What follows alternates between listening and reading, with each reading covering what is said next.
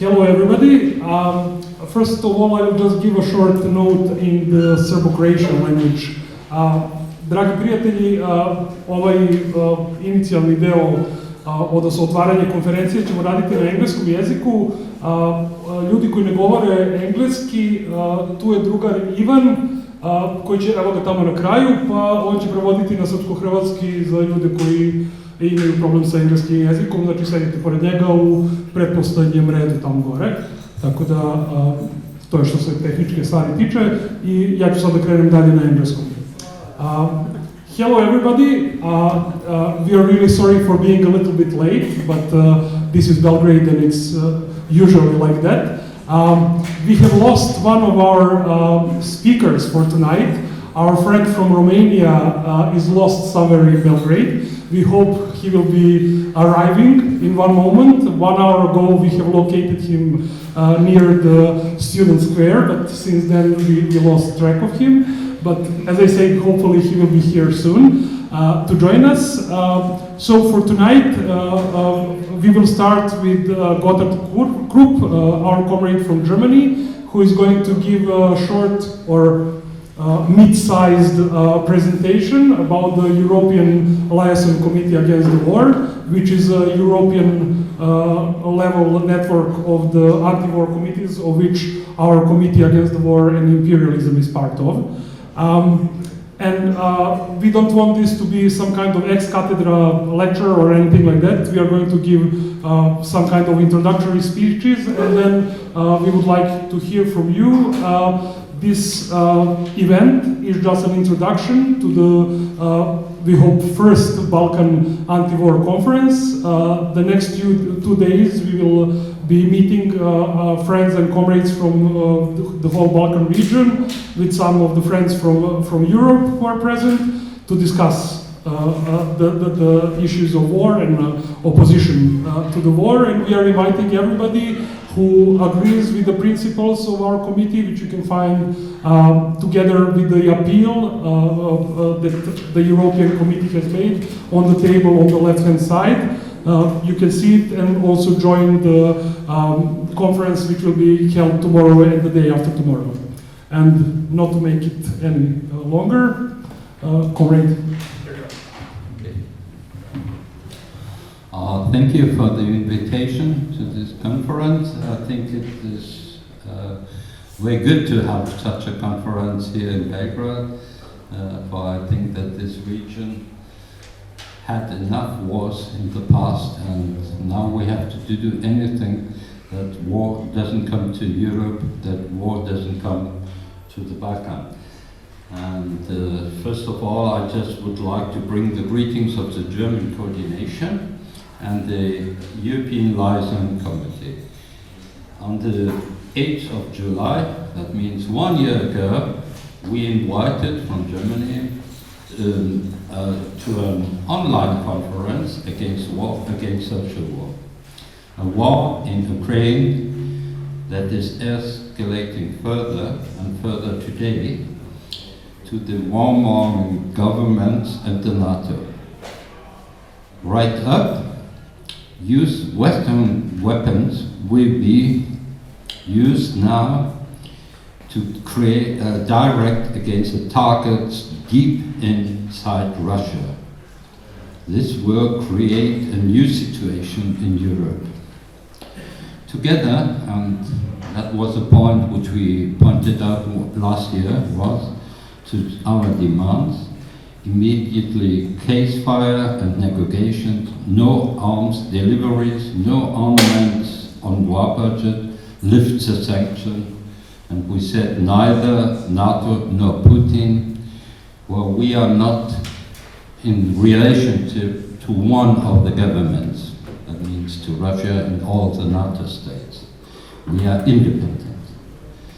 Even then, when we developed that war is directly linked further on to the social war of the rulers against the workers, against the people, in order to appease the costs of war on them. That means what we say, no to war, no to the social war. no to hundreds of billions in war budgets, millions we need for hospitals, school, money, communes, and in the defense of real wages.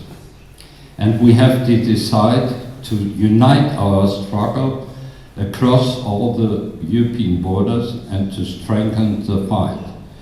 To this end, we constituted a European liaison committee against war, against social war on the 30th of September. And we made some decisions. We not only making a declaration. For example, and I bring only two examples, there was a demonstration on the 25th of November in Berlin, which was initiated by Sarah Wagenknecht, and greetings were sent to this demonstration from 20 countries and 11 of them from on the initiative forces of our liaison committee. And there was a second agreement which we made, that on the second anniversary of war in Ukraine, that means around the 21st of February, the forces of resistance against the war would be mobilized in each country for events or rallies, depending on the possibilities available in each country. And these events took place and action in almost all countries. In other words, we made an action. And I remember that in Serbia, on this date, you made a very great demonstration to the town against the NATO. And I think this is one of these actions which took place in each country. And also we in Berlin made a demonstration, a smaller one and the big ones. And I think it's the right symbol which we set up such action in each country. But 1 week after we founded the liaison committee, Netanyahu campaigned on the war and the massacre against the Palestinian people.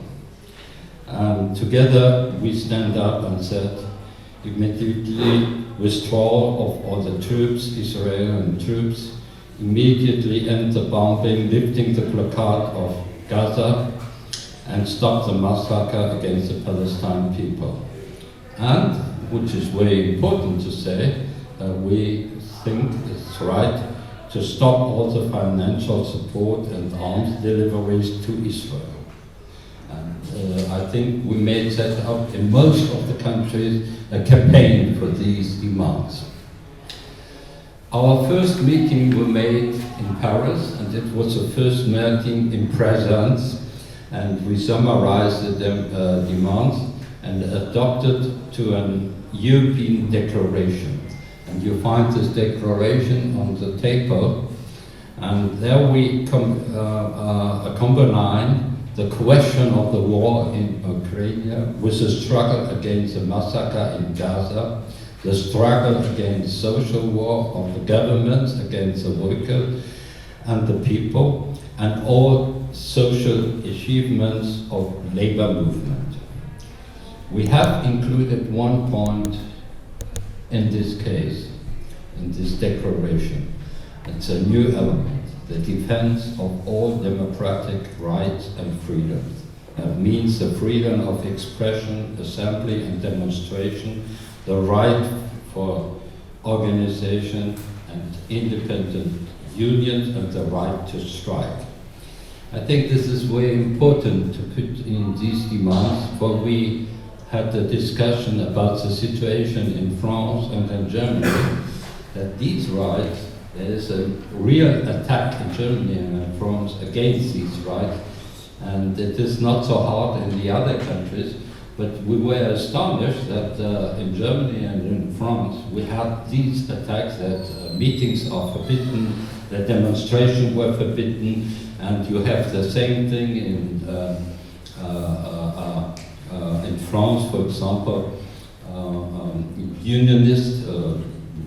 leader unionist was imprisoned for 1 year for making a fleet flag and I think this is a new situation, and in these countries, these democratic rights were so attacked.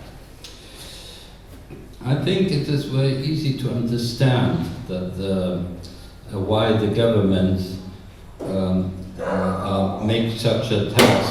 It's a question of the growing resistance, and that's why there's in France and Germany, but I think also here, everybody who takes to the streets, goes on the streets in favor of peace, is then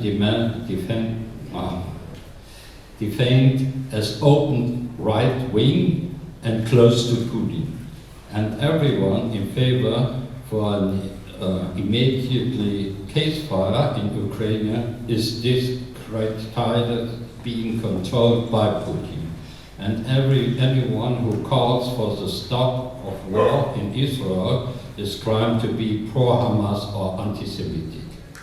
And that's why you find all these elements in this declaration, and I think it is very good, a good symbol that we find support from 20 countries. And I would ask you, also the comrades from other countries, also to sign this declaration. Or it's opening a discussion in whole Europe, and this is of course a very new step that we have a discussion in whole Europe. The governments and in all countries are making up a war against the social achievements of working class. And let me bring you only one example from Germany. It's from the hospital. What it means to make the hospitals ready for war.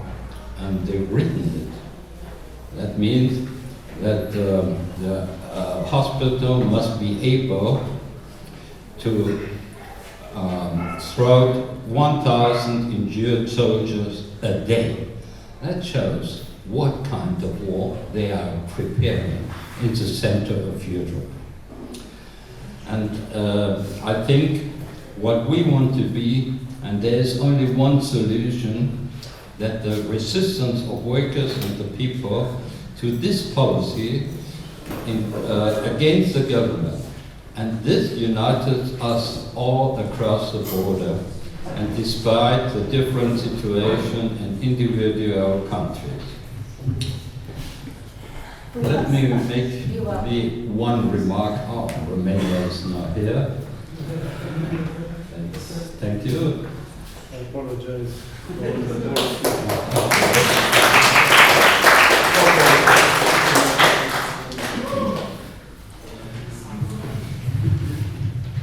However, we have to learn across all national borders that the traditional trade union leaders are integrating themselves into the government's war policy. In Germany, they support the supply of weapons to Ukraine. They are making and submitting decades of the intensive austerity policy as a result of the war. For example, by accepting wage cuts. But also, we have another problem which we are faced. A lot of the left-wing parties that refer to labor movement are also falling away in this fight against war. Although there are major differences in each country, but generally they follow the government in different variants. In Germany, for example, this led to break with the left party, and a new party was set up, the formation of Sarah Wagenknecht Alliance, a party for peace against war, for social justice and democracy. And there are many expectations and hopes are associated with her. Resistance exists in all countries. one of the tasks of our conference should be to bring them together and engage in a joint discussion to learn from each to another. Dear friends, let me come to the last point. We had a lot of discussion in this year. I know that we all have different opinions on some issues. This applies to our method and perspective. Most of us are active trade unionists, political organized in different ways, and some are coming from different traditions. I learned in this year that the situations in the individual countries are very different. But in the situation of war, we must work together in respect and leave simply our difference to one side in order to support our command strength for the command's demands that unite us.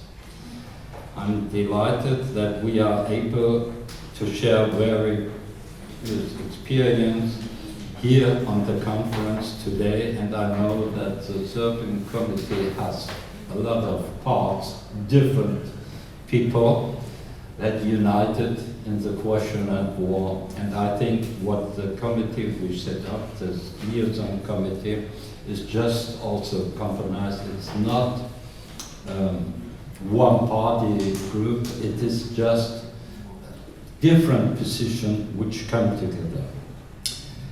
Let me tell you one thing about the election, for I was asked to say some words about the situation in Europe.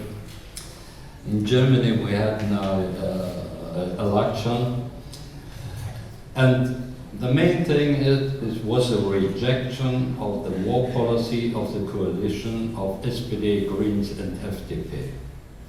And that's the main point which we have to put out. There were successful results of the alliance of Sarah Wagenknecht, and her clear position to the war. And I would just want to bring one example. For example, in Germany, in Eastern Germany, Sarah Wagenknecht's alliance got so much voters like all the three party SPD and Greens and the FDP together. And this is an absolutely queer situation, and I don't know when you remember, it never happened to Germany that a party was set up in 6 months and got such many voters. In France, maybe you heard about it, in Oslo, where I've been for 2 weeks ago, we had a very close discussion to the situation in France, you know, but it was a no to the policy of Macron and a no to his war policy. And it was a no that he wanted to send soldiers to the front to Ukraine. And this is, of course, where it happened, I forgot the word, I can't change it. And in Belgrade, I think we should discuss the situation, the whole situation in Europe after this election. And I think we have to say that EU and the governments are defeated. Even the situation in each country is different. But they are weak now, weakness, but this doesn't mean, no, they find the solution in escalating the war. I think the situation is very dangerous now, for they will use it, their solution is to escalate the war. And that's why we have to go on in the discussion. 2 weeks ago in Oslo, there was a delegation from Norway, of course. They had no election, but I just want to explain the situation in Norway. All parties in the parliament are for weapons for Ukraine. And so also there, they are just now in a fight, and it is a very difficult fight in Norway, to set up a new party. And it is a party which is called Peace and Justice. And I think, for example, the comrade from Sweden explained that even there is no party who is against the war in parliament, who is against the war in Ukraine. But there's one point. There were two parties who were against that Sweden becomes part of the NATO, and they won the election. But what should the people do? They elected the people, the parties who are against the NATO. And in France, the situation, you know that Macron set up new elections, and we won't see the result at this conference. We can listen at that Monday, but and just only said they built up a new front against Le Pen. But how it was made? It was very easy. There was negotiations in the House of the Greens, and thousands of people were standing around this house and were shouting two things: unite. But the second sentence is much more interesting: betray us not. And so Mélenchon now said, I just saw a declaration from him, that he says, I don't go in a government for a program, only for a program for which the people voted, not in another government. And I think it is very important to see that during a few days, I think 1 week, 50,000, more than 50,000 young people were organized in LFE. And this is, of course, a very great signal that there is a reorganizing of the working class movement in France. And I think that you already heard what's the result of the election in Great Britain, where the Conservative Party, which organizes the war in Ukraine, topically, was defeated, and they lost a lot of people, the voters, and the most people voted for the Labour Party, said this was a vote against the Conservative Party. We know that in Great Britain the situation is not solved with Labour Party, and Starmer is now getting president. But I think it is a signal that the people in Europe refuses the war and in Ukraine, and also that the government decided to bring the war to Europe, to the center of Europe, and they also refuse the policy or the massacre in Gaza. I just only want to say 3 sentences about what we are planning, and we should discuss it. On the 3rd of October, there will be a large demonstration in Berlin, and I think we should make to this demonstration a symbol that Europe is standing against this war policy of all the governments. And we decided to set up on the 2nd and 3rd of November a conference in Berlin, and we invite you. And I think we will have it's a very good thing that we can bring Europe together in a conference, and this will be a hybrid conference, and I will invite you and we can discuss tomorrow the details to take part on the conference. That means our fight is not ended. No, we have to go on in this fight. And I think the first result in this 1 year shows that there is a real movement in Europe against the war. Thank you.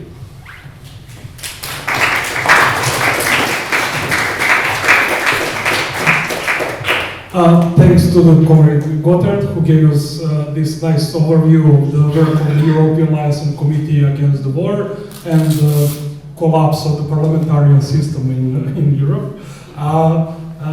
Luckily, we have our comrade from Romania here, so we will be now hearing from him about the situation in Romania, about the European and American influences there, I guess talks about the new NATO bases and other things that are happening. So I'm happy to present Comrade Mugurel here.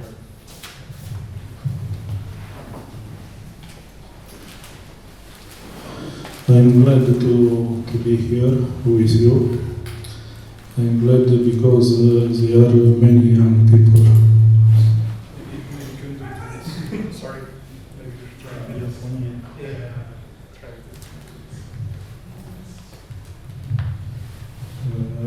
I always say that the future belongs to you. In Romania, it's a strange situation. It's a dangerous situation. Why? Because most of my countrymen like very much the American position. Most of them don't understand what's happened in reality. In Romania is constituted on war against committee, and we meet a lot of civic organization, militants,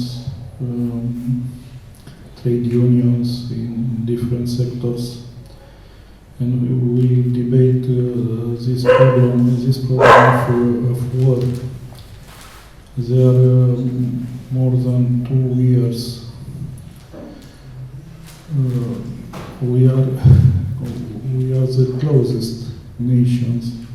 There are others, of course, but I think, yes. Sorry, can you speak louder? Can you speak Louder. Yeah, a little bit louder for them to translate. Louder.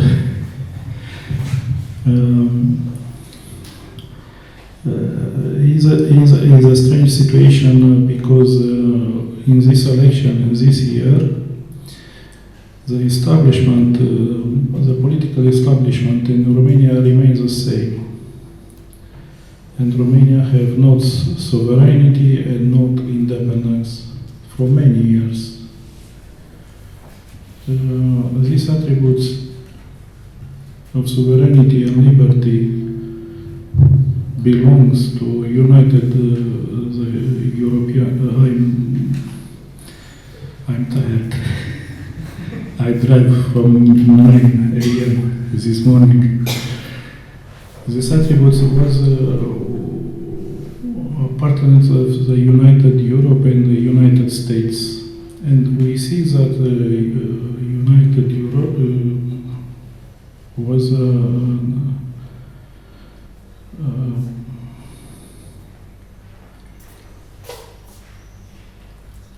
an extension. This is the word. We see that this union was an extension of United States, of all countries in this union, but particularly the Eastern Europe. We think so, because we are most affected of this war, not just for guns, for munitions, no.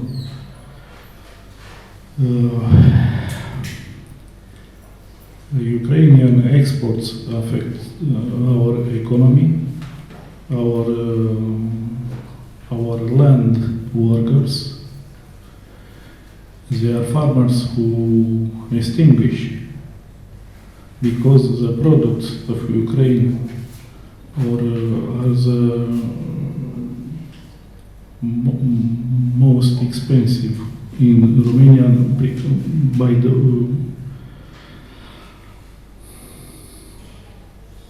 they are produced cheap for Romanian agriculture, and they could not survive. They have many agriculture machines, and they buy these machines by credit, and they cannot pay this amount of money because they cannot sell. This is a tragedy. We have for 24 February this year, we make a conference at Kraljevića in Romania, and we have a guest, the leader of this farmer patriots they named in Romania, and he gave more details about this condition, economical, social. And the solution was only politic plane. But as I say at beginning, in Romania is maintaining the same formation, the same parliament, the same prime minister. By the way, in Romania there are two prime ministers who rotate each other at 6 months. It's the first time in the history of Romania when it's happened this. At the beginning of the war in Ukraine,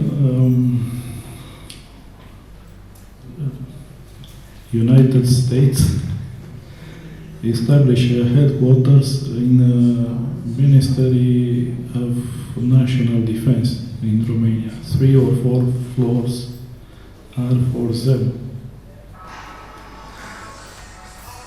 This is a strange things. And our president, maybe you know, he wished to be commander in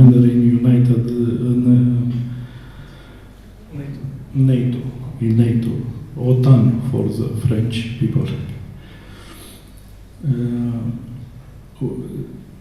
At this election, not all Romanians was at system to vote.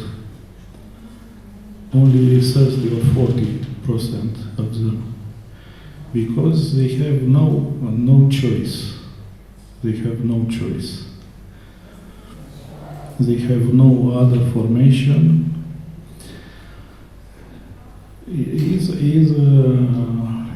I don't know if you hear about Diana Șușoacă. No. And about the formation gold, aur in Romania, but gold in English, you hear someone? No. Well, Diana, because it's easy to say, easy to remain in your memory, and Șușoacă is most difficult to retain. Diana go from this gold party and make another one from her husband, and I was very interesting about this formation, and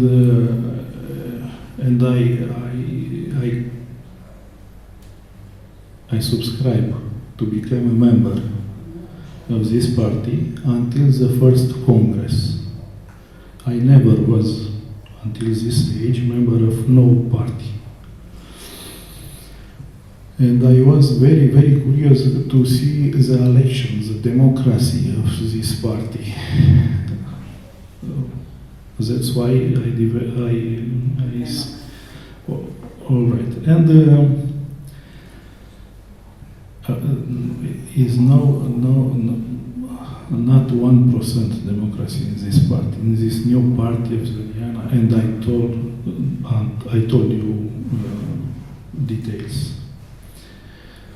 We go at this location, and first of all, no one have access to internet. No one.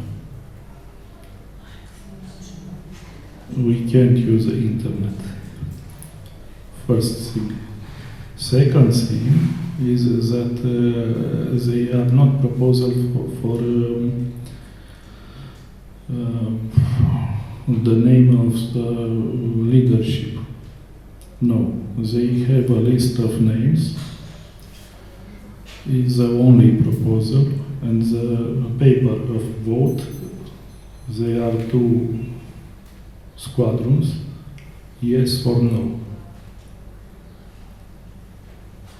This is the start of the new Democratic Party, Diana. And in these circumstances, he gained the right to be a Europarlamenter. He's a member in Facebook there are many posts. There are many posts how he expressed in the first meeting at the Parliament European. Things are not so good, but I told my comrades that is something good, because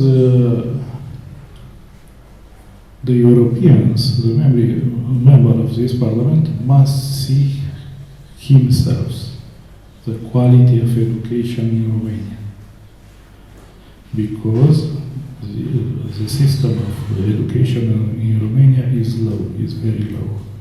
We don't have performance because they not finance this system. Until 2 or 3 years ago, the law of education guaranteed 6% of GDP, but never the governments allocate this sum. Maximum is 2.5%.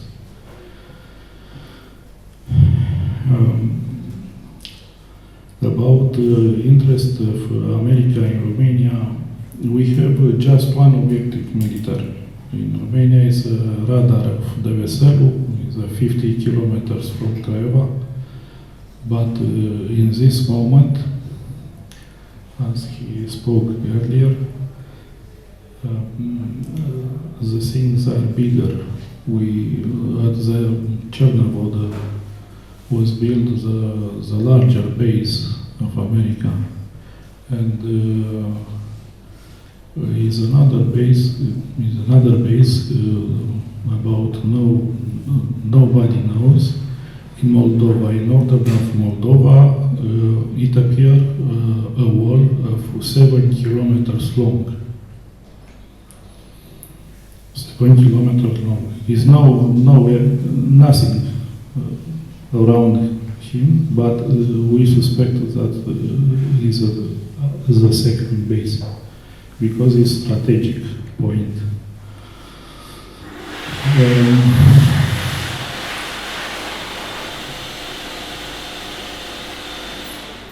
In our meetings in this committee against the war, we try to understand the evolution of war from the beginning to now, and it's more clear for us that that Ukraine terrain is a terrain of fight, not from freedom, not from democracy. In that field, they are confronted two systems, two imperialism. Is the West imperialism and the West imperialism. Because it's not about Zelensky, it's not about Ukrainian independence, no. It is about the corporatism. The beneficiary of this war are the industrial of guns and artillery and drones and so on. Change. What we can do? We are a few. We are little. We are 10% maybe. Most of our countrymen say we are defended.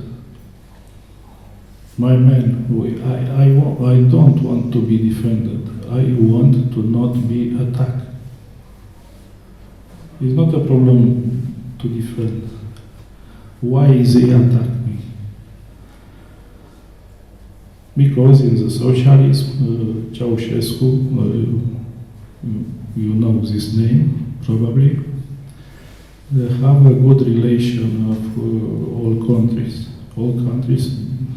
from all the world, in the Africa, in the Orient, in the Eastern Europe. With Canadians, we built nuclear power at the Chernobyl. And after that, in this capitalism, they destroyed the industrial fulfillment, and 4 or 5 million of Romanians are in other countries, most in Europe, but no only.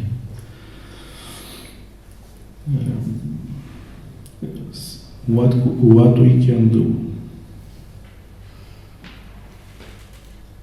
We have conference. We send amendments to this initiative of Ministry of Defense of Romania, who want to give total control of Romanian army at the NATO. And these months, these weeks, are debate from this subject, and they are protest online and protest of at the Ministry of Defense. They are lack of personnel. They are lack of personnel because they pay low, and people don't want to risk their life for this money. I think that is not enough money in the world for no one to risk their life for money. But this is the situation. I trust in this 10% of militants and activists and organizations who oppose this orientation, this American madness. It's an American madness. Because when we talk about NATO, we talk about America. No, it's not. It's nothing else in NATO. No, I tell you more tomorrow. I read a message from the socialist group in Romania, and I will send to organizer. Thank you for your attention. Thank you very much, comrade. I don't know if this, can you hear me well? Yeah, okay. So I'm not going to be talking about parliamentarian system in Serbia, not only because I'm anarchist, but because objectively parliamentarian system here is totally bankrupted. Nobody believes in that system more or less, and there is apart from some smaller organizations which we also have here present, majority of the mainstream parties are neoliberal and well, problematic in many different angles. So I would like to give a little bit a talk about our situation here from the perspective of social movements and from the perspective of our committee. Comrade Gotthard and Comrade Mugurel were talking about the war and the situation in their respective countries and Europe and so on. And of course, their opposition to the war is on one side ideological, because we are progressive anti-militarist people and so on, and on the other side it's a human thing. Nobody wants to go to a war, as Comrade Mugurel said, nobody wants to be attacked. This is a general position of everybody who is civilized. But we from the ex-Yugoslavian region have a lived existence, experience of the war, which is a little bit different because, well, the generation before our comrades was participating in the Second World War, but since then they didn't have this kind of experience. Here, all of us who are older than 35 years or something like that had experience, maybe not of directly going to the war, but being in the countries which are part of the war. We had experiences of a proxy war, which is now something that is happening with Europe and the United States and Ukraine. We had experiences of imperialist bombings and interventions. We even had colored revolutions, and we lived under the sanctions. So all of the things which are, for many of the comrades who are looking at the news, something that they hear about maybe for the first time, or are thinking about it from some kind of a theoretical position, many of us in the ex-Yugoslavian region had a living experience of that. And this lived experience is one of the main, I think one of the main reasons and one of the main forces which is driving our anti-militarism and our opposition to the war. Because of that, our committee was founded here around a year ago. We started with anti-military activities. Some of them Comrade Gotthard mentioned, like marking of the second anniversary of the war in Ukraine, or the anti-NATO demonstration that we organized, and so on. If I'm speaking too fast for the translation, please do just wave your hand. I have a tendency to speak too fast. When our committee started working, we saw that there is a wide appeal for the ideas that we presented. As I said myself, I'm an anarchist. There are anarchist comrades who are inside, but we have people from different ideological positions, even people who do not identify with the left-wing positions or anything like that. People who are coming from the revolutionary background, but also from some kind of liberal background and so on. What is uniting us is opposition to the war. And the idea of our committee was to unite the people who are against the war, and not to try to overcome, because we know it's not possible to overcome the differences that exist between people who are coming from the, I don't know, authoritarian or libertarian backgrounds politically, or people who are so-called apolitical. We do not want to do that. We want to gather everybody who is in opposition to the war and to do something together to fight the war, which is obviously coming. So because of this background, and because our committee started our activities in a manner which seems quite good for us, we thought that Belgrade is a good location for organizing this Balkan anti-war conference. We have good contacts with the comrades all over the Balkans. Many of them were not able to come this time, but will be part of our network when we are organizing it. And we hope, of course, that this is not going to be the first, that this is not going to be the last anti-war conference. We think that this is some kind of a first anti-war conference, and we hope that in a future time we will have comrades from around Balkans who will be taking charge of organizing conferences themselves within the process of creating of the network of people who would be opposing the war, which is obviously coming. And Comrade Gotthard was mentioning the number of the people that the hospitals in Germany are proscribed, not the people but soldiers, that the hospitals in Germany are proscribed to be healing by day, which means it will be a huge war. And for example, the comrades, we have some comrades also here from Croatia, and we hear talks in the political system in Croatia that they are going to introduce the draft or military draft, which will be obligatory and so on. And I'm sure that comrades coming from the center of Europe, they are going to have the war on their footsteps very soon, but as it usually goes, we who are living on the peripheries are the first one that are going to be pushed and used as cannon fodder in this war. So even if this fight against the war is all European and all world question that everybody needs to engage in, I think that it is even more important when we are talking about our region, which is very easily used as we are all colonies anyhow of Germany, France, United States, and so on. So it's very easy to understand why our young people will be the first one to die in this war for the capitalist class of the world. And we do not want that.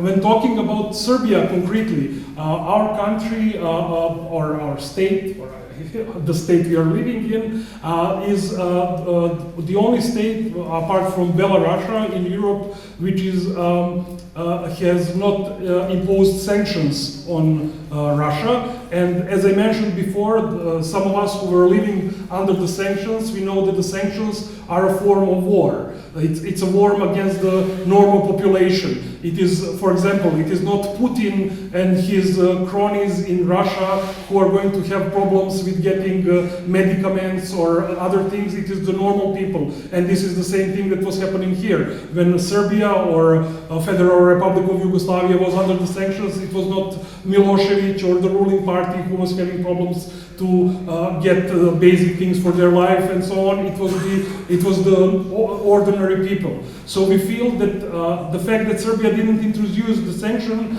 makes Serbia one of the rare countries, or the only country in Europe which is not directly involved in the war. But our government is trying to present the idea that Serbia is neutral.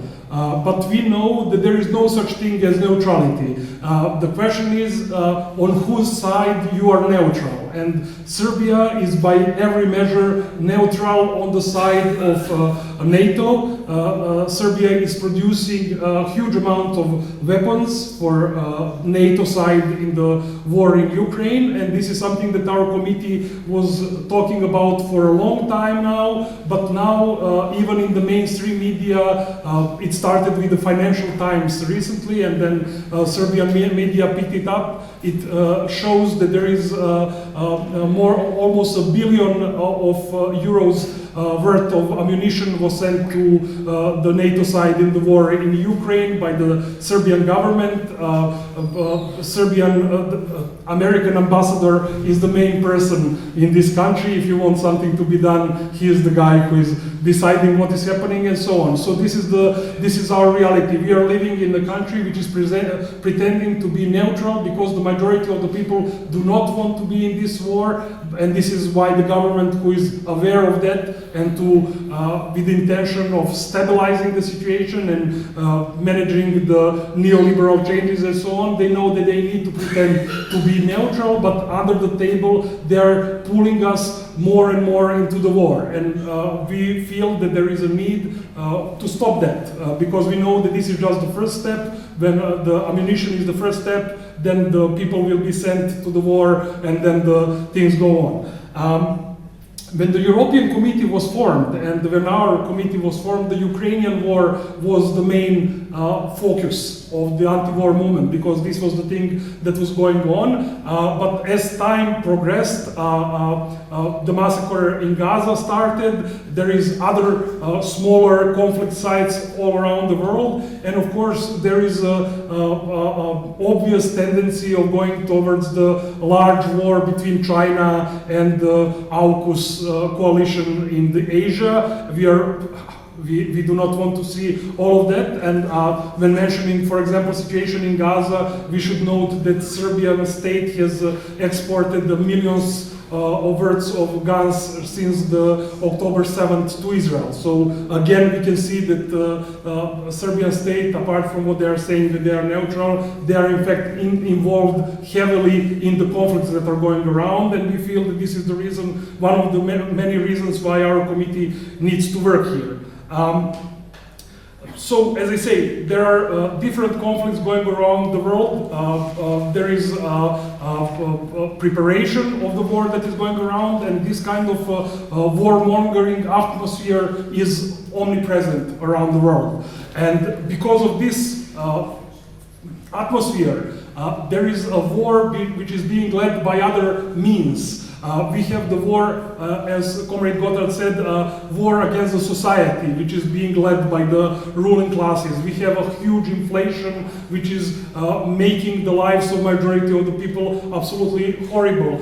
We are having a repression against the protests, against the public gatherings. We also saw this situation in Germany with the pro-Palestine events that were interrupted by the police, arrests of the people, and so on and so on. And especially, as I say, for the third time, as I'm coming from the anarchist background, I'm not shocked by this situation of what is happening, even in the center of capitalism. For me, it is clear thing that in the center of capitalism, the states are able to present themselves as more progressive or more open than on the periphery, because they have more money that they stole from the rest of the world. So they can finance this kind of image. But for us who are living on the peripheries, the things are much more clear, the things are much more radicalized. And for us, situation with Assange, for example, was not something strange. It was not strange that he was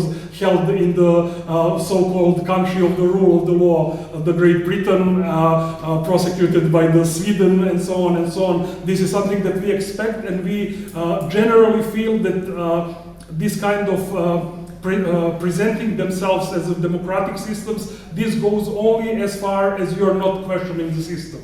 As soon as you become some kind of a danger for the system, as soon as you somehow question the dynamics that exist in society, you're going to be very easily taken to the prison or repressed in some other way. And to come back, living here on the periphery, we are constantly in that situation, because the system here is even more, it's not stable at all, and it has to be held with even more power than it is in the center. As I said at the beginning, our conference is going to, this is just some kind of a formal opening. Our conference is going to be lasting next 2 days, and we hope that through the discussions and the exchange of the experiences and the practices that we all have in our countries, we are going to be able to create some kind of a regional network that will be some kind of a first step towards organizing anti-war movement. So when the war that they are preparing comes, there are some kind of a networks, horizontal networks, and horizontal exchange of experiences that we can all use in the fight against the capitalism, and that we will then be able to show that in this region, and I'm sure that this is a general situation in the world, a majority of the working class doesn't want to go to war, doesn't want to be killed or go to kill somebody, doesn't want to live in a society of exploitation, and wants to live in a society where there will be no rule of man over man. Thank you.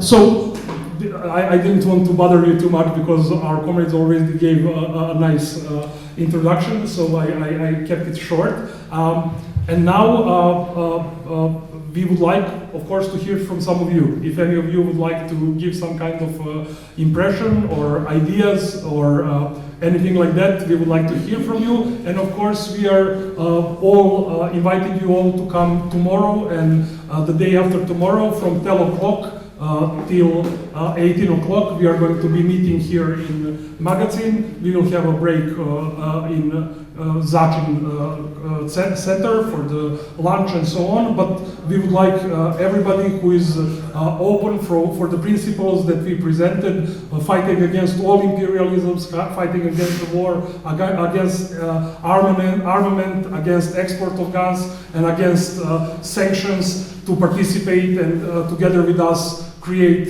some kind of network for the future. So please, anybody, if please do raise your hand and we will bring you the...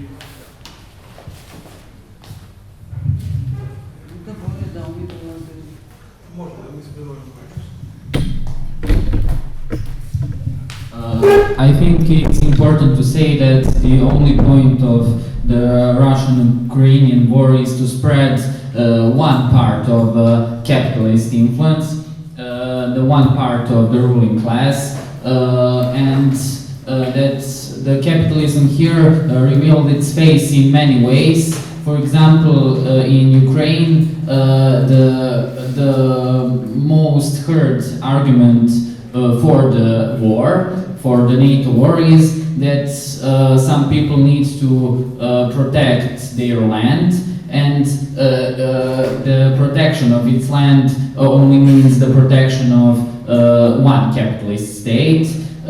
So this shows the role of nationalism in protecting of a capitalist state that uses the people's collective mind to do the opposite thing, to protect something that is opposite to collectivism, to protect the small part of the people who is in the ruling class, that capitalists, and on the other hand, the Russian fake anti-fascism that is used as the argument in to support that side of the war, the Nazification and similar arguments. That shows that the only anti-fascism that is ideologically coherent is anti-capitalist anti-fascism, and because the fake anti-fascism that's used for the spreading of the power of one ruling class is only that. So the only coherent anti-fascist position must be anti-capitalist position and anti-state position. Thank you.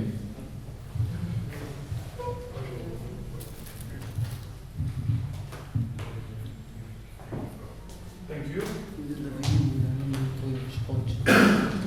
Thank you. So please, if there is any other intervention, I would just like to remind everybody that here on the left of the table we have principles of our committee, the appeal that was made by the European Committee, and after this event we are all going to go to the social center Zacin, and you're all invited to participate in the talk there, and there is another comrade who wants a word. Yeah. Samo priđi, molim te, nije dovoljno. I fear they're trying to erase everything that the communists fought for, especially erasing Yugoslavian history against the Chetniks and the Ustasha traitors to their homeland. They keep. There's a graffiti in Knez Mikhailova. They put up just before the Jedan narod, Jedan sabor. One, how do you say it in English? One people. One. Is it one people? No, it's something with the church. One. One people, one church. No, I guess one church, one people. That's kind of reminiscent of the Ein Volk. The Nazi. I just think they're trying to make another war in Bosnia.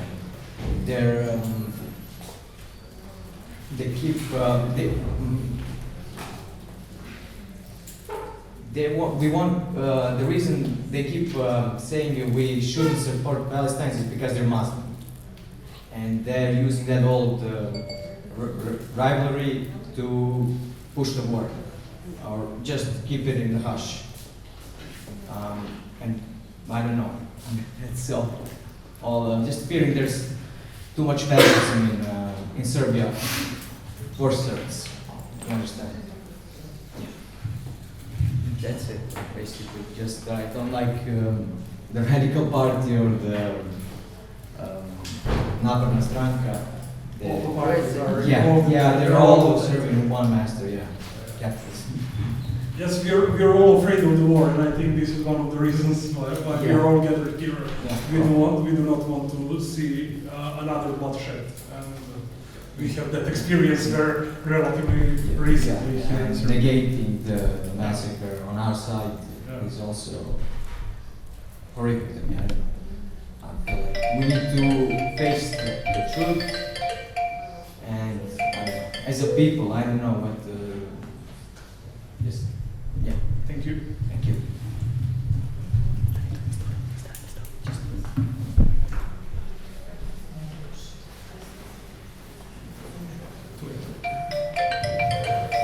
Hello, I'm from local committee, and I should refer Comrade say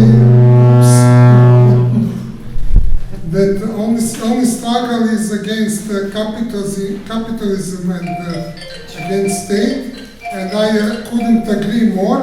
But there is one issue in Serbian language. We even don't have a negative word for state, like in English is statism.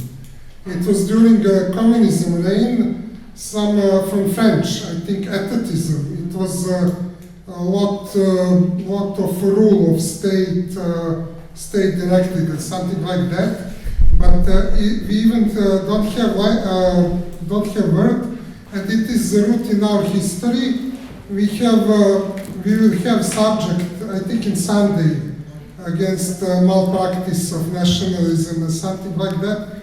But it is not just that. It is we have a lot of oppression from outside foreign empires and something like that. And people here think maybe it's also in Russia that if you are against state, you are against the people, against everybody, everyday man, and something like that, and you are for foreign rule because you are against local state.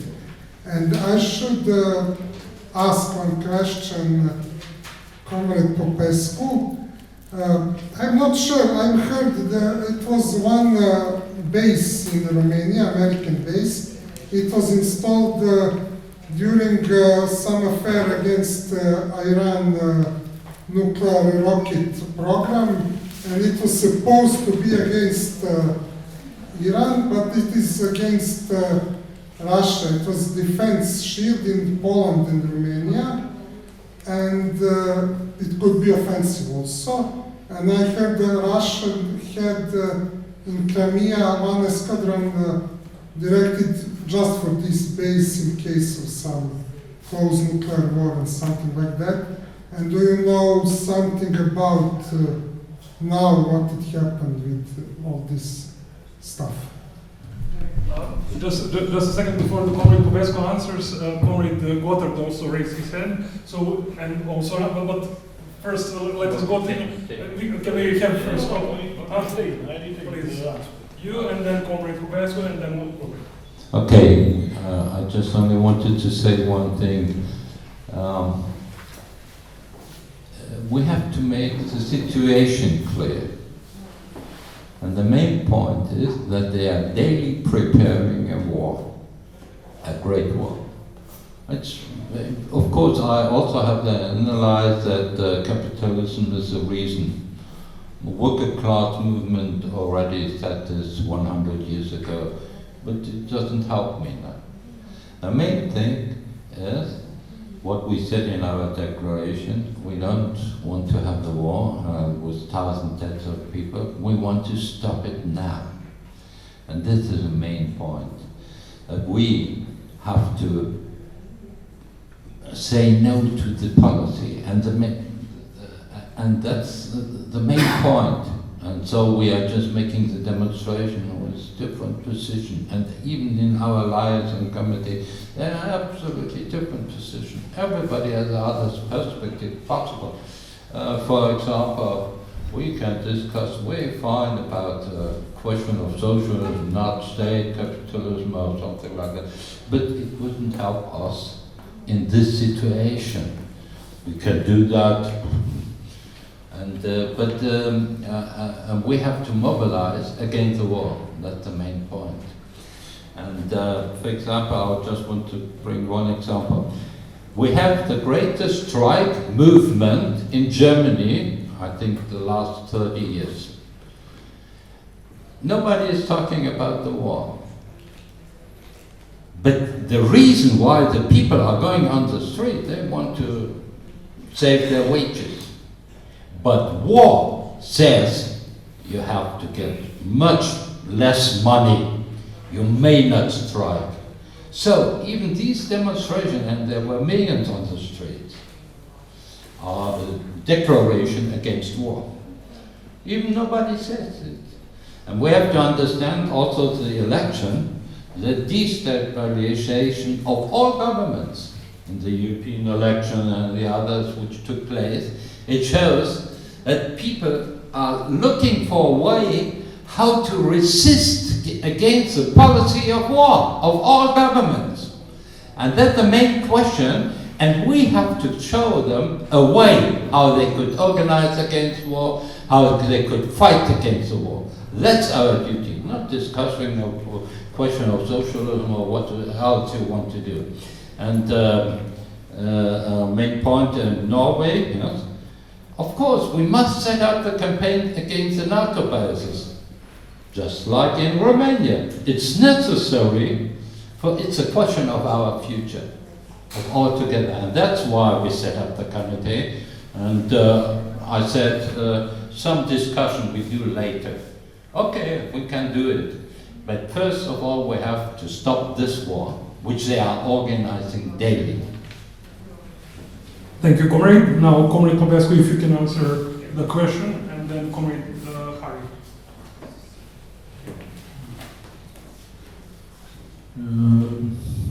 I don't know about military programs of Romania against Iran, or vice versa.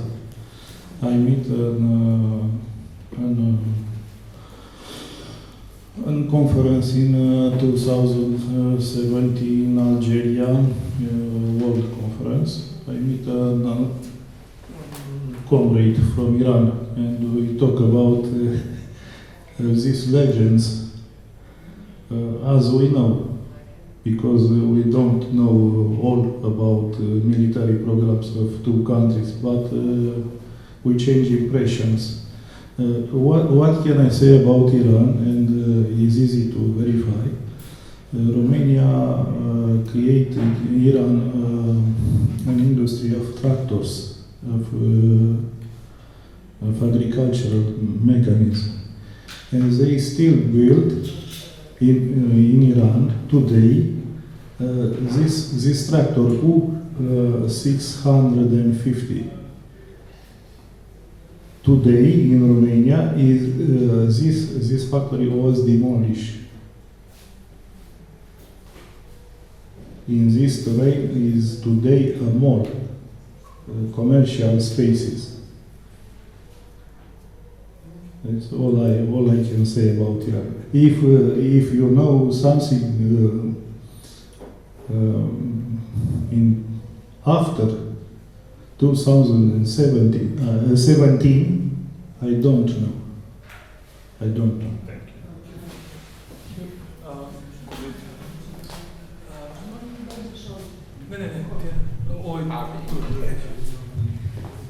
Yes, good evening. My name is Harry Grünberg. I am part of the German delegation that is here, and I myself was member of the Central Committee of the Left Party in Germany and I quit this party. I'm building now the new party of Sarah Wagenknecht, which is the only anti-war party in Germany today, but it's not a socialist party and will not be a socialist party. In some cases, a party of unity against the war.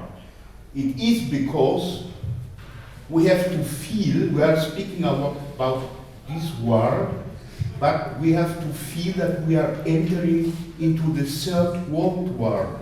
It's not only a war, it's not a war about changing some borders.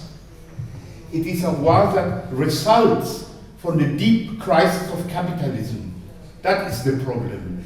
The First and the Second World War was based on the crisis of the imperialist states. They fought for markets, for domination. Now we have now the situation that capitalism, after that the socialist states, the so-called socialist state failed, had a great dynamic developed in form of the globalization of capitalism. But we are not now on the end of this process of globalization. If capitalism want to maintain the revenue basis, they have to control the resources of Russia, and they have to smash China. That is the basis to avoid the big collapse of the neoliberal globalization that will impact on the United States, but also on Europe. So that is the reason why this war is not going to be easily finished by a compromise. For example, German imperialism developed the last 30 years on the basis of the cheap raw materials what they got from Russia. And the competitiveness of German imperialism was based in it. Now, Germany and Europe, they have no more possibility to get this raw material. So they have two possibilities, or to do it by peace agreements or to smash Russia. There is no other way. And they decided on the way to make a great war with Russia. But this war will be an atomic war in the last end. Because you can't defeat an atomic power like Russia only by regular means of war. That is the big problem, and the future of humanity is in danger. That is the basis of the great danger of this war. So the problem is that the forces who are against war are not prepared enough to give an answer against the war. We are starting their resistance, but all of this is still not enough. I think one of the key questions will be Germany. If we defeat the warmongers in Germany,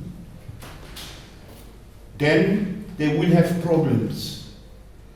And because that, I come back, we built this new party because we feel that the first and major task in this moment is to stop the war, to avoid that this war converted into an atomic war. That is in the center. And we see the Social Democrats in Germany are collapsing, the Green Party is collapsing, so there is also a problem of the institutions that are collapsing today in many capitalist states. Yes, and this is also a reflection of it, why the right is winning in many European states. So another aspect of this war is the changing of relationship of forces. between the global south and the imperialist centers, because the global south are using it to get more independent from imperialist powers. And for that is so dramatically necessary that the West defeat Russia, because if they don't defeat Russia, they will not get the raw materials from Russia, and they will not control the global south. That is the main impasse in which Western imperialism is in this time. So, and our duty is to make clear how urgent it is to build a huge anti-war movement in all over Europe to avoid the Third World War and the atomic war. Thank you very much. Thank you.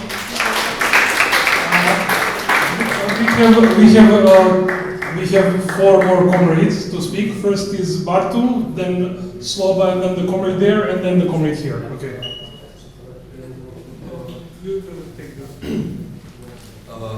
I wanted to say I agree with what Comrade Vlada said on the anti-state and the anti-capitalist position of the anti-war movement, and I also agree with Comrade Gotthard saying how we must battle with immediate threats. I think that those two positions are not in conflict at all in my eyes. I agree with Gotthard that the most immediate threats to our existence are the NATO bases in the Balkans and the fact that they are pushing us closer to the war. But if we want to combat that successfully, I think we need to be against what Vlada said, capitalism and imperial state structures. And one of the most important things, in my opinion, to succeed in that is to be independent and autonomous politically and in material and in financial sense. And I think that what is really important about this conference, and that it is supported by us who are gathered here, by the members. It is not supported by any embassy, any foundation, CIA, or anything like that. And I think it's the only way forward to go into organizing against war. Thank you. Comrade Sloba, and then you have to come here because the microphone cannot move further than this. Sloba, this is Age. Hello, good evening. My name is Henning Fry. I'm also a member of the delegation from Germany, and which is representing the European Committee Against the War.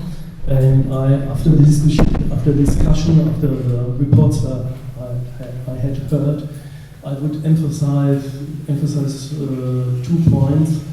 The first point is the situation in France. I think the situation in France shows us all a little bit the future of whole Europe. What has happened? We had the European elections. We've seen that Macron was terrifyingly beaten. In the election, there was a mobilization of the left force, La France Insoumise. He thought he could make resistance against this movement by dissolving the National Assembly, the Parliament, but he got another defeat because after his decision to dissolve the Parliament, the left force reorganized very, very quickly and built up the so-called New Popular Front. And we now seen the first time of the elections with the result that, of course, the right-wing, extreme right party got very much voices ballot, but in mostly the great cities, the big cities, Paris and other big cities, the La France Insoumise a gagné, has won the elections, and there is a good chance that the rights are beaten in this election, which will be placed on Sunday. Why do I tell all these things? Because I think we've seen in France that a deep crisis of the state, of the whole system, has developed as consequence of the politics of war, which was supported of the government. And I think that all the other regimes in Europe are before the same future, perhaps not in the way which is expressed in the moment in France, but in another way. And I think that for all us, this must be the point of departure.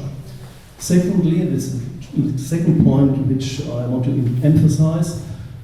We have built up the committee, the European Committee Against War, and I had the opportunity to participate in this discussion in Paris on 4th of May, and we heard the stories of all the countries which explain the movement of resistance. And the resistance, the driving force behind the resistance in all the country is the resistance against the war. And we built up the committee and we edited the appeal, thinking with the objective to give this movement an expression, to give an expression to this movement, because after our opinion, this is the thing which is the most important thing to do in all countries today in Europe. And with this perspective, we are very, very interested on your discussion here, because we think there are many connections and we can do this fight, we can fight together to build up a force which expresses the resistance of people in Europe and which opposes against the governments, not on a, we gave them an expression not on an ideological basis, but on the basis of the simple demands, and the most simple demands: stop the war, stop the export of weapons and so on. And this is the basis of this appeal, and this is our proposal to discuss about. Okay, thank you. Thank you. Slova, then you, and then Miloš. Dobre, a samo da prevodiš, pošto neću ja moći tako dobro na engleskom Okay, I'm translating, nemoj onda dugo tako. Trudit ću se. Pa, pre nego što počnu ratovi, u stvari, države su spremne za ratove mnogo pre nego što krenu ratni budni. Moje istorijsko poznavanje. The states are getting ready for the war even before the war starts. Rat u Ukrajini je bukvalno bio iznuđeni potez Rusije kad je ušla, s obzirom da jednostavno Zapad generalno nije pokušavao uopšte da ima sluha prema protičnoj strani koja je na kraju bila prinuđena da uđe. He feels that the war in Ukraine was a result of Russians being forced into the war by the NATO activity. Zapad je mislio, jednostavno imaju svoju ideju i strategiju, procenu da jednostavno oni će moći da drže Rusiju pod kontrolom, čak i u slučaju takvog razvoja situacije, i da će same sankcije biti dovoljne da okrenu društvo, rusko društvo protiv rata.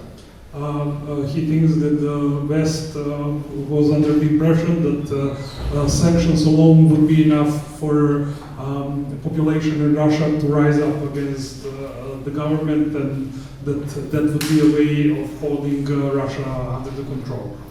Ali dosadašnji razvoj situacije i ukupne ratne situacije, pa i da kažem svetske situacije, nekako se okrenuo protiv Zapada. I tu već, kako da kažem, imamo jednu specifičnu situaciju da mi vidimo da u stvari Zapad sam nije spreman za tu, kako da kažem, tu skalu vođenja borbe, jednog proksi rata. But he feels that the development of the war brought about a new situation in which that West didn't count on, and that left West in the situation to be faced with a level of war that they didn't expect. Jedan od pokazatelja toga je otprilike najava nekih država, konkretno na zapadu, koje su davno ukinule, da kažem, služenje vojnog roka, da ponovo vrate vojni rok u... One of the examples of this is the fact that many of the states are bringing back the draft that they abolished years ago. Tako da je pitanje kako će se stvarno, mislim da se trenutno nalazimo, da kažem, poprilično, da kažem, nazvali ne prelome, ali vrlo značajne situacije, ne samo na ukrajinskom frontu, nego generalno u celoj Evropi, a rekao bi i šire. So he feels that we are now on a crucial point, not only in Europe, but on the world stage. Drugi je rekao da osnovni su uzroci rata za resurse, slažem se. The comrade said that the main reason for the war struggle against about the resources. He agrees. Jer u stvari sistem, jedan deo sistema koji se nalazi u Rumuniji, koji je deo protivraketnog sistema Amerike, to jest NATO-a, koji je u suštini bio usmjeren prema Rusiji kao pretnja, kao određena pretnja, a ne prava pretnja, već kao ideja da oni imaju veće šanse u slučaju razmene nuklearnih udara. And this is the reason why part of the NATO military systems were installed around Europe, and for example, like in Romania, with the intention of being some kind of preparedness for struggle or strikes against Russia. Mada njegova stvarna efikasnost nije takva, ali je stvara ideju širih masa u odnosu na konkretnu vladajuću klasu, koja je u stvari sebe teže da drži u poziciji, gde će ona držati glavnu reč, a moći će da kažemo reći narodu, vama se neće ništa desiti. And he feels that these military systems are in fact not really as strong as they're purporting to be, that they are just there for the ruling class to say to the rest of the population, don't worry, you are being protected, and this is just an image that they are projecting to the people, not reality. Što u stvari dovodi do pitanja u kojoj situaciji, kada će biti, da kažemo, spremni, da kažem, da se promeni već dugo poznata, da kažem, situacija međusobne strateške stabilnosti. So it's opening the question, when we are going to be facing the change of something that is called the relation of stability. Thank you. Hvala. Drug tamo pozadi. Yes, yes. I would like to speak a bit about the causes of war. Why is war even waged, this horrible, horrible thing that sends men to die for no reason, or as it would appear? We see, in fact, that war is a manifestation of the willingness of the bourgeoisie to divide and continually redivide the world so that their own interests locally or wherever are most heard. So that they may be the ones who can exploit the resources in this part of the world or wages in this part of the world for their own selfish profiting benefits. We understand that this will not be solved simply by peaceful demonstrations or by individual action or what have you. We understand that for this to be solved, there must be a greater mass movement that is fighting for one thing, and that is the end of capitalism. How will this end of capitalism look like? What will it look like after? Of course, what is implied here is communism. the abolition of the bourgeoisie and the fight for the working class. And that this battle is the only one that can prevent war is seen in the fact that these wars are all started for the interests of the bourgeoisie, for their profit, for their interests in the region, in countries like Russia, in Ukraine, for example. They want to push their interests there. For example, the direct occupation, quote-unquote occupation, I'm not going to take a side on that, of East Ukraine, and the occupation of the naval ports around Ukraine, for their own interests to be able to control that area and what happened. Or for in Palestine, there is a decades-long colonial project on the side of the colonial powers currently supporting Israel, which was at first Britain, then later transitioned to America. We understand that these things will only go away in a communist society and that they must be fought. As the old adage goes, one war, class war. And I will end that segment there. Thank you for reading.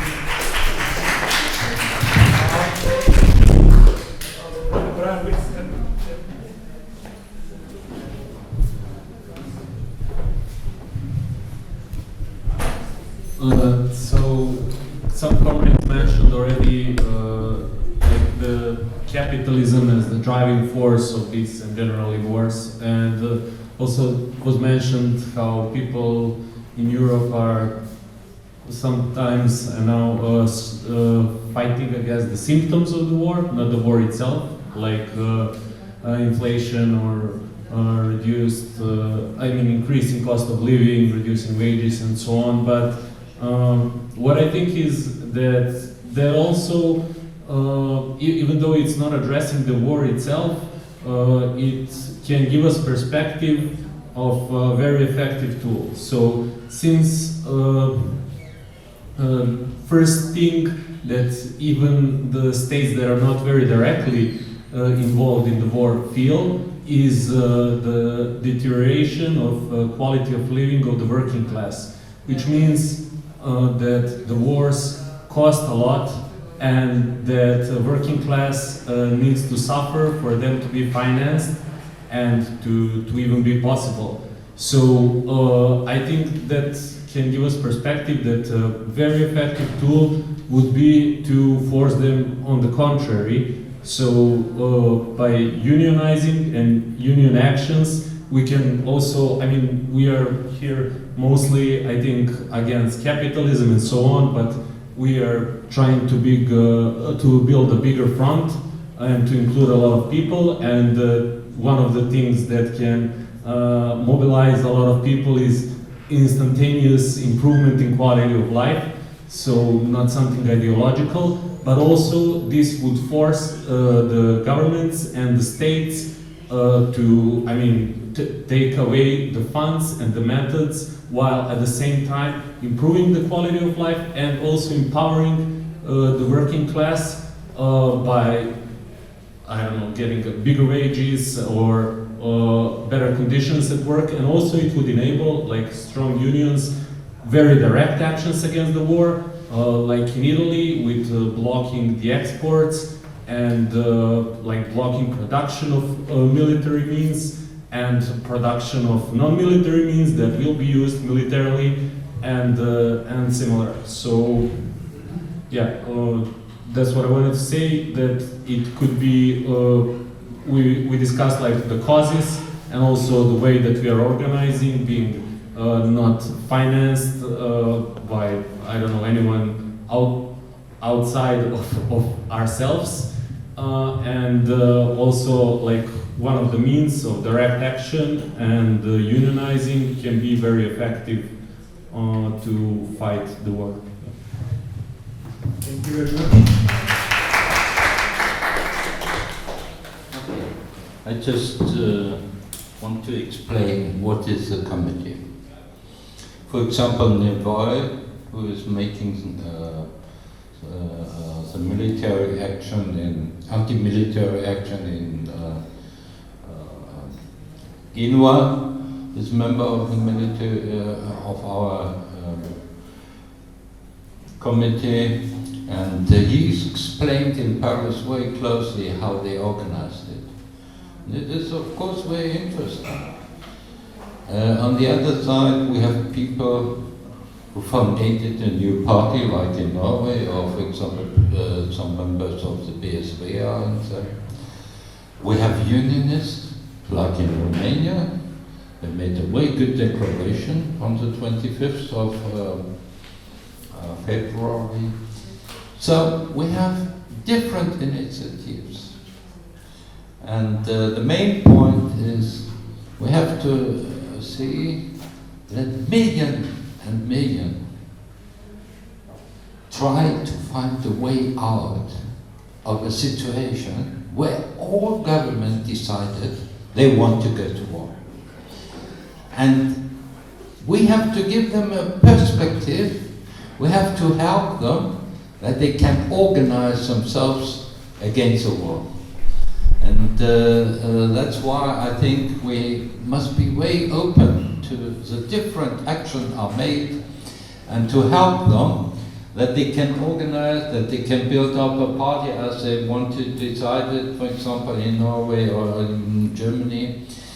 The millions who stood up against the war with LFE in France, and even it's an absolutely complicated situation, and Henning explained some things about that. And this is very important that we have to see what's going on. For example, I was thinking about the question, what is the main problem of the Balkan? And I had some discussion with Croatian and with Serbs. The main problem is, for example, that in my opinion, all the countries, even Greece, they are colonized of America. And also I think in Romania he And German. Huh? And German. No, of course, and German. No problem. I'm not the one. But most thing is, of course, American and the troops of America and standing in each country. And that's the main point. Could we speak from independent and sovereign states here? I don't think so. So we have in each country. And you know, they still use this situation to bring the people one against the other. And we know that it works, and even you know it. And that's the main point. And we have to set up, for example, such a Balkan community. We have to help to find a way out for the people. And you explained it for Serbia. They know what war means. And I think also the German people knows it. Second World War, of course, the young people have much more problems with the question, but we have to show it what's going on. And that's why I think there is a new situation rising up. If you think at the First World War, the first demonstration which took place in Germany against war was not a demonstration against war. It was a demonstration against hunger. That means the social question are playing a very great role for other people need their wages. They need hospitals, not only for the social, for the people in the country. They need schools, and so on, and so on. And we have to understand that all these things, they want to destroy it. And of course we can make an analyze what's going on, like Harry did. It's okay, it's right, I agree with it. And you make it very clearly that it is a world war coming up, rising up. But we have to find the way out, and that's the main point. And that's why we've set up this committee so differently, and I think we have to use the chance to organize the fight. Thank you. Thank you. So, comrades, I think we are entering the third hour of our talk, so if anybody else would like to speak, please do. And if there is no more, nobody willing to speak publicly anymore, we can continue our talks in Kulturni Centar Začin in Aleksa Nenadovića. We are going to, we have some food being prepared there, and it will be a good space where we can, in a little bit more informal manner, continue our discussion. But of course, if there is anybody who would like to say, okay, our Romanian comrade, yes? I want to launch a question from all participants, and I don't wait an answer. The question is, do you think that in evolution of this work is possible to spark the idea of revolution? Thank you. Hopefully we will have an answer to this question through the rest of the conference. See you tomorrow all at 10 o'clock here, and tonight let us all go to Začin and continue to talk informally. Thank you for coming.